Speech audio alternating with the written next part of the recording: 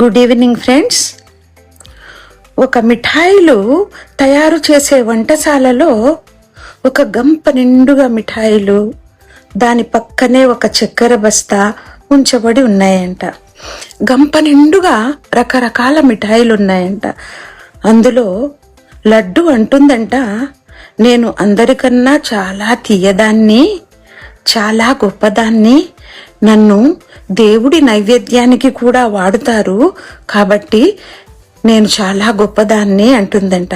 అది విన్న జిలేబీ, కాదు కాదు, నీకన్నా నేను చాలా తీయగా ఉంటాను అంటుందంట. ఈ ఇద్దరి మాటలు విన్న హల్వా ఊరికే ఉంటుందా? కాదు కాదు, మీ ఇద్దరికన్నా నేనే తీయగా ఉంటాను, నేనే గొప్పదాన్ని అంటుందంట. అలాగా అన్ని మిఠాయిలు నేను గొప్ప అంటే నేను గొప్ప, నేను తీయగా ఉంటానంటే నేను తీయగా ఉంటాను అని ఒకరికొకరు వాదించుకుంటున్నారంట. ఇది విన్న చక్కెర బస్తా చెబుతుందంట, మీ వాదన కాస్త ఆపుతారా?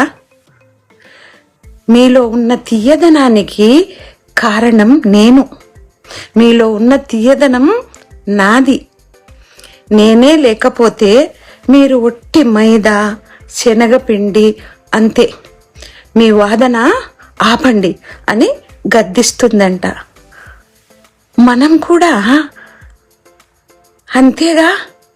కొంతమంది నాకు పెద్ద ఇల్లు ఉంది అని గర్వపడతారు, అహంకారపడతారు. కొంతమంది నాది గొప్ప వంశం అని గర్వపడుతుంటారు. ఇంకొంతమంది నా దగ్గర చాలా ధనం ఉంది అని గర్వపడుతుంటారు.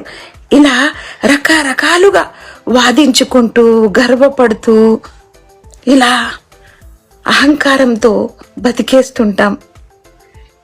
కానీ వీటన్నిటికన్నా గొప్పది ఏదో తెలుసా?